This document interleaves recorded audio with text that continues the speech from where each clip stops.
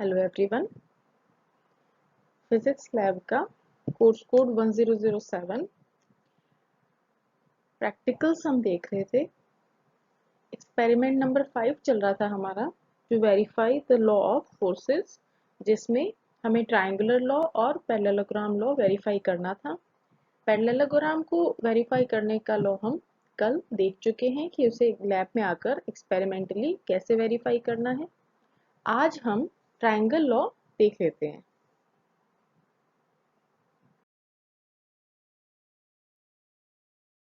यानी अगर देखा जाए तो हमारे आज के प्रैक्टिकल का या इस लेक्चर का एम क्या होगा?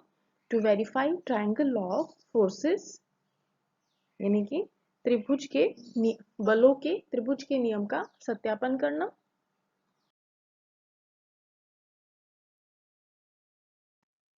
तो उससे पहले, प्रैक्टिकल देखने से पहले हम ये देख लेते हैं कि ये जो ट्रायंगल लॉ है ये क्या चीज है।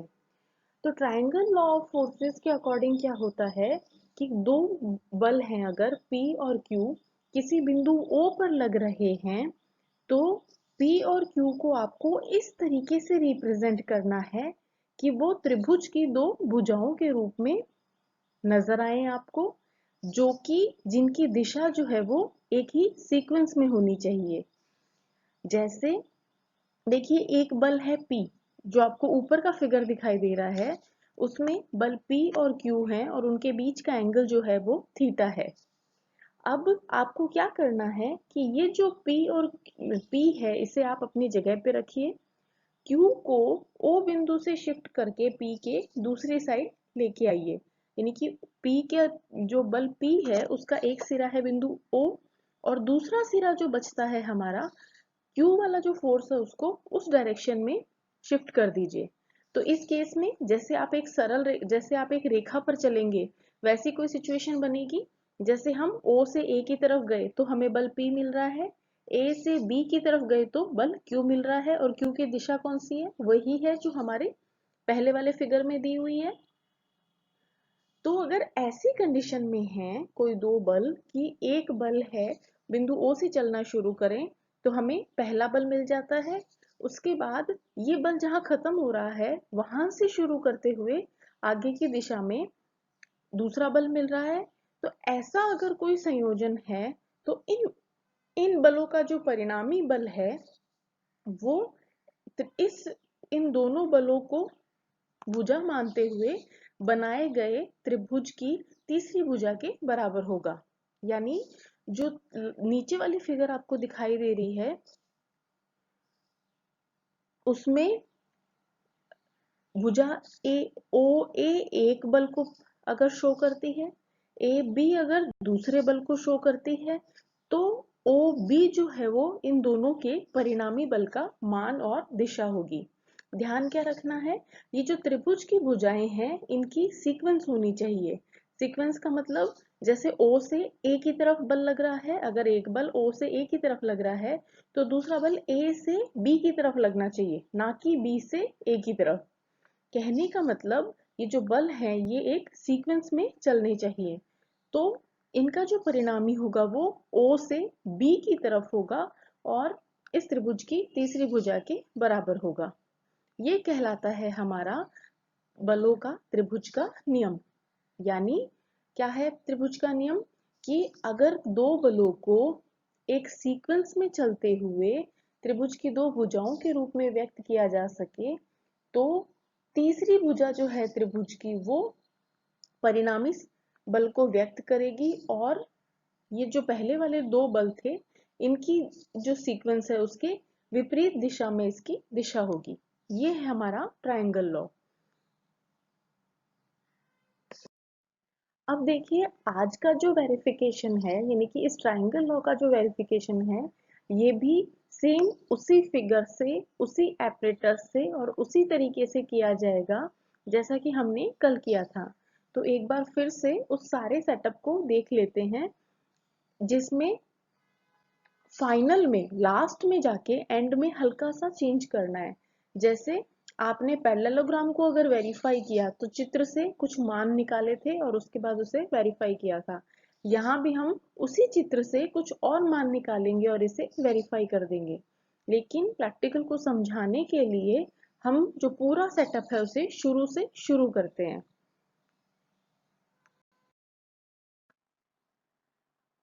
सबसे पहले देखते हैं कि हमारा जो सेटअप है एक्सपेरिमेंट का वो कैसा होता है। तो देखिए, आपको लेफ्ट हैंड साइड के फिगर में एक सेटअप दिखाई दे रहा होगा। इस टाइप का सेटअप होता है हमारा इस नियम को वेरीफाई करने के लिए। यही चीज आपकी टेबल पे रखी हुई भी हो सकती है या फिर दीवार में फिक्स भी हो सकती है। ये जो बोर्ड है आपका, इस बोर्ड पर दो पुली, जैसा आपको राइट हैंड साइड की फिगर में दो गोले दिखाई दे रहे होंगे। पुली क्या चीज है, जैसे मैंने आपको थ्योरी में भी बताया था, कुएं के ऊपर जो घिरनी लगी होती है जिसकी सहायता से हम रस्सी को खींचते हैं, थोड़ा इजी हो जाता है उसकी वजह से उसका मूवमेंट, उसको आप पुली कहते हैं। तो इस लकड़ी के बोर्ड में दो पुलीज लगी होती हैं जिसे हमने पी और क्यू राइट हैंड साइड में दिखाया है। इन पुलीज पर आप दो भार लटका देते हैं जो कि आपको चित्र में दिखाई दे रहे हैं। इन दोनों भारों को बैलेंस करने के लिए बीचों बीच एक और भार लटकाया जाता है जिसे आपने कह दिया कि ये परिणामी हमारा या इन दोनों को बैलेंस करने वाला फोर्स है। ठीक है, हमने क्या किया, दो पुलिस जो हैं उनके ऊपर थ्रेड की सहायता से, धागे की सहायता से दोनों साइड में एक एक भार लटका दिए। ये जो भार हैं, ये भार बल का काम करेंगे, यानी कि ये भार हैं, ये बल लगाएंगे इस धागे के ऊपर। इन दोनों भारों को बैलेंस करने के लिए बीचों बीच हमने कुछ मान का और वेट रख दिया है। तो हमें फिगर मिलेगी राइट हैंड साइड जैसे कुछ। पुली P है, पुली Q है, उसके ऊपर धागे की सहायता से P पर एक वजन लटका है जो कुछ बल लगाएगा जिसे मैं P कह दूंगी। इसी तरीके से Q पर कुछ भार लटकाया गया है जिसे Q कह दिया जाएगा। और इन दोनों के को बैलेंस करते हुए लगभग बीचों बीच एक और भार लटकाते हैं जो कि हमारा रिजल्टेंट की तरह, परिणामी की तरह बिहेव करेगा, इनके संतुलन बल की तरह। अब ये जो लकड़ी का बोर्ड है आपका, इसके और इन धागों के बीच में आपको एक ड्राइंग शीट लगानी है। ड्राइंग शीट यानी कि कोई भी व्हाइट पेपर जिस पर हम चित्र बनाएं, वो ड्राइंग शीट लगानी है। कैसे करना है देखते हैं। देखिए, वो जो हमारा पीछे दिखाई दे रहा है वो लकड़ी का बोर्ड है। उस पर दो वजन लटके हुए हैं P और Q, और बीचों बीच एक तीसरा वजन लगाया लटका हुआ है जो कि इस P और Q को संतुलन में रखता है। और इस लकड़ी के बोर्ड पर हमने एक कागज लगा दिया है जिस पर हम अपनी आगे की प्रैक्टिकल को शुरू करेंगे। तो जितना अभी तक हमने देखा उसमें हमने केवल पुली पर भार लटकाए हैं और एक कागज ले लिया। अब हमें क्या करना है, एक मिरर लेना है, मिरर यानी कि एक कांच लेना है, और उस कांच को आपको धागे के नीचे रखना है। जब हम कांच को धागे के नीचे रखेंगे तो जैसे हम कांच में अपना फेस देखते हैं उसी टाइप से हमें कांच में इस धागे का फिगर दिखाई देगा, इस धागे का प्रतिबिंब दिखाई देगा। आपको ये देखना है कि वो धागे का प्रतिबिंब और आपका धागा दोनों बिल्कुल एकदम सीध में हो, यानी कि आपको अपनी नजरों को एकदम परपेंडिकुलर रखना है कि आपको धागा और कांच में उसका जो प्रतिबिंब है वो दोनों एक दूसरे के ऊपर मिले हुए दिखाई दें। और ऐसी कंडीशन में जहां ये आपको मिले हुए दिखाई देते हैं, वहां जो आपका P है और जो आपका Q है, यानी कि जहां बीचों बीच आपने भार लटका रखा है, उस बिंदु से पुली P की साइड जो जा रहा है धागा, उसे मैंने P कह दिया। और पुली Q की साइड जो जा रहा है उसे मैंने Q कह दिया। और जो नीचे की साइड धागा आ रहा है उसे मैंने R कह दिया। तो ये जो बीच में वाई जैसी फिगर आपकी बन रही है, इस हाथ के नीचे से देखना शुरू कीजिए, एक वाई जैसी फिगर बन रही है। तो जहां आपने ये मिरर लगा रखा है, जहां कांच लगा रखा है, उसको, उस धागे को डॉट बनाते हुए आपने एक रेखा खींच दी। इसी तरीके से दूसरी वाई का जो दूसरी साइड वाला है, पुली P की साइड वाला है, उसको आपने डॉट बनाते हुए एक और रेखा खींच दी। और जो नीचे भार लटका रखा है उस धागे के एडजेसेंट आपने एक और रेखा खींच दी। कहने का मतलब ये जो दोनों पुलीज के बीच में आपको धागे से बना हुआ वाई दिख रहा है, उस वाई को आपने इस ड्राइंग शीट के ऊपर बना लिया है एज इट इज। और एज इट इज बनाने का मतलब इस कांच का यूज क्यों किया हमने, कि धागा जो है वो कौन सी पोजीशन पे है वो हमें एग्जैक्ट मिल जाएगा। तो हमने क्या किया है, इस कांच की सहायता से इस धागे के वाई को कागज पर एज इट इज उतार लिया है।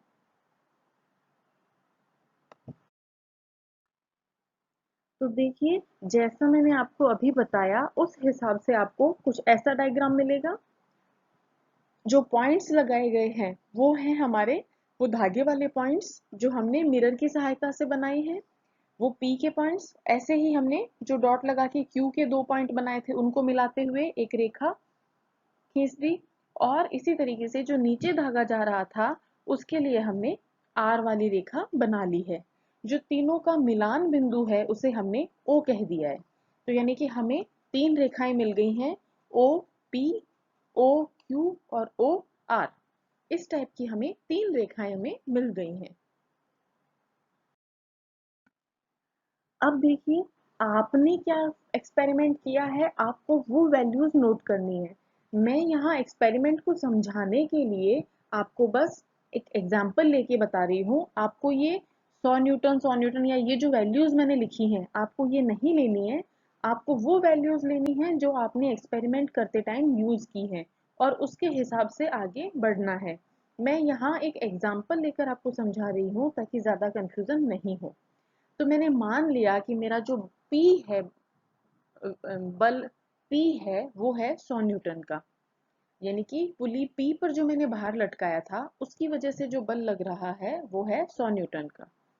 इसी तरीके से पुली Q पर जो मैंने बाहर लटकाया है उस पर उसकी वजह से जो बल लग रहा है वो भी है 100 न्यूटन का। ठीक है। मान लिया कि मैंने पुली P और Q पर दोनों पर इक्वल वेट लटकाया है, यानी कि बराबर भार लटकाया है। तो इन भारों के कारण जो बल लगेगा वो भी बराबर होगा। अगर आपने अनइक्वल लगाया है, यानी कि एक साइड में 100 ग्राम भार लटकाया है, एक साइड में 70 ग्राम भार लटकाया है, तो उनकी वजह से जो बल लगेंगे वो भी अलग अलग होंगे। तो आप अपनी वो वैल्यूज रख दीजिएगा। ठीक है। तो मैंने मान लिया कि ये जो P है ये है मेरा 100 न्यूटन और Q है ये है मेरा 100 न्यूटन। दोनों मेरे 100 न्यूटन है। और आपने डायग्राम बना रखा है अपना Y का, जैसे उस बोर्ड पे जो Y दिखाई दे रहा था वो डायग्राम आपने यहाँ बना रखा है, P Q और R वाला जो आपको फर्स्ट फिगर में दिखाई दे रहा है, हमने अभी पीछे भी देखा था। अब आपको क्या करना है, एक स्केल माननी है। स्केल मानने का मतलब जैसे ये 100 न्यूटन है तो इस 100 न्यूटन को आपको इस ड्राइंग शीट पर अगर दिखाना है तो आपको क्या करना पड़ेगा, इसे छोटे भागों में बांटना पड़ेगा। अगर आप 100 न्यूटन दर्शाना चाहें तो मैंने मान लिया कि 10 न्यूटन बल जो है वो 1 सेंटीमीटर के बराबर है। आप चाहें तो इसे 2 सेंटीमीटर मान सकते हैं, 10 सेंटीमीटर भी मान सकते हैं, जो आपकी इच्छा हो। मैंने अपने मन से ये मान लिया कि 100 न्यूटन बल जो है, ये सॉरी 10 न्यूटन बल जो है वो 1 सेंटीमीटर को दर्शाता है। यानी कि अगर मैं 1 सेंटीमीटर की रेखा खींचूंगी तो उसका मतलब है कि वहां पर 10 न्यूटन बल लग रहा है। अब मेरे P का मान कितना है, 100 न्यूटन। इसका मतलब मुझे 10 सेंटीमीटर की रेखा खींचनी पड़ेगी। इसी तरीके से Q का मान भी है 100 न्यूटन, यानी कि मुझे Q में भी 10 सेंटीमीटर की रेखा खींचनी पड़ेगी U को बताने के लिए भी। तो देखिए, प्रकार में पेंसिल लगाइए जिसे आप कंपास कहते हैं। प्रकार में पेंसिल लगाकर बिंदु O पर सेकंड फिगर जो है, बी जो पहली फिगर आपको दिखाई दे रही है यहाँ पे ब्लू कलर में P Q R और O लिखे हुए हैं, उसमें जो O बिंदु है वहां पर प्रकार की नोक को रखिए। प्रकार को 10 सेंटीमीटर खोलिए और जो OP वाली रेखा है उस पर एक चाप काट दीजिए।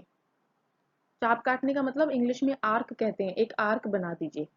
उसी टाइप से जो OQ वाली रेखा है उस पर भी 10 सेंटीमीटर का एक आर्क बना दीजिए। ये जो पॉइंट्स हैं इन्हें मैंने नाम दे दिया A और B का। इसके जस्ट आगे वाली जो फिगर है उस पे देखिए बिंदु O है, O के बाद में आपको ए बिंदु दिख रहा होगा ओ पी रेखा पर, और ओ क्यू रेखा पर आपको बिंदु बी दिख रहा होगा। तो ए और बी कहाँ से मिले? जितना मेरा बल पी था और जितना मेरा बल क्यू था उसको मैंने स्केल के रूप में 10-10 सेंटीमीटर का बना लिया और 10 सेंटीमीटर के चाप काट दिए। अब देखिए ए और बी बिंदु मिल गए आपको। नेक्स्ट आपको करना है बिंदु ए पर प्रकार रखकर, और जो बल जो दूरी क्यू है आपकी, सॉरी जो ओ बी बिंदु है, यानी कि क्यू रेखा पर जो बल आपका क्यू रेखा पर जो पॉइंट आया है, यहाँ वो आपके पास 10 सेंटीमीटर ही है तो आपको 10 सेंटीमीटर लेना है। अगर इसका मान कुछ और हो तो आपको उतना खोलना है। कहने का मतलब जब आप प्रकार को बिंदु ए पर रख रहे हैं तो आपको बल क्यू को देखना है कि क्यू का मान कितना है। उतना प्रकार खोलिए और एक चाप ऊपर की तरफ लगा दीजिए। अब इस प्रकार को बिंदु बी पर रखिए और बल P का मान कितना है उतना प्रकार खोलिए और एक चाप ऊपर की तरफ लगा दीजिए। बिंदु A से काटे गए चाप और बिंदु B से काटे गए चाप जिस बिंदु पर एक दूसरे को काटते हैं उसे मैंने पॉइंट C दे दिया। इस पॉइंट C को आपने A से मिला दिया और पॉइंट C को आपने B से मिला दिया। तो ये आपको मिल गया एक समांतर चतुर्भुज। ये चाप काटने वाली जो चीज है ये मैथ्स का हिस्सा है। हमने 10th क्लास में भी समांतर चतुर्भुज की रचना पढ़ी होगी। कुछ वैसी ही चीज आपको यहाँ बनानी है। अगर आपको नहीं याद हो तो मैंने यहाँ पे एक्सप्लेन कर दिया है कि ये समांतर चतुर्भुज कैसे बनेगा। तो ये C बिंदु है, इसको A से मिला दिया, इसको B से मिला दिया। OA हमारे पास एक भुजा हो गई, OB हमारे पास दूसरी भुजा हो गई, AC हमारी तीसरी भुजा हो गई और CB हमारी चौथी भुजा हो गई। ये चारों भुजाएं मिलकर एक समांतर चतुर्भुज की रचना कर रही हैं। बिंदु O और C को जब हम मिला देंगे तो हमें इस समांतर चतुर्भुज का विकर्ण मिल जाता है जिसे मैंने कह दिया R डैश। ठीक है, यहां तक हमारे एक समांतर चतुर्भुज की रचना हो चुकी है। अब हमें क्या करना है, ये जो R डैश है ये समांतर चतुर्भुज का विकर्ण है और OA जो है वो बल P को बता रहा है, OB जो है वो बल Q को बता रहा है। अब हमारा पैरेललोग्राम लॉ क्या कहता है, जैसा हमने पहले देखा कि दो बल हैं P और Q, अगर उनका परिणामी निकालना हो तो इनको एडजेसेंट भुजाएं मानते हुए एक समांतर चतुर्भुज की रचना करें तो उस समांतर चतुर्भुज का जो विकर्ण है वो परिणामी सदिश को बताता है। यानी कि ये जो R डैश है ये हमारा पैरेललोग्राम लॉ के अकॉर्डिंग इसका परिणामी होना चाहिए। तो आप R डैश को मेजर कर लीजिए कि R डैश का मान कितना है।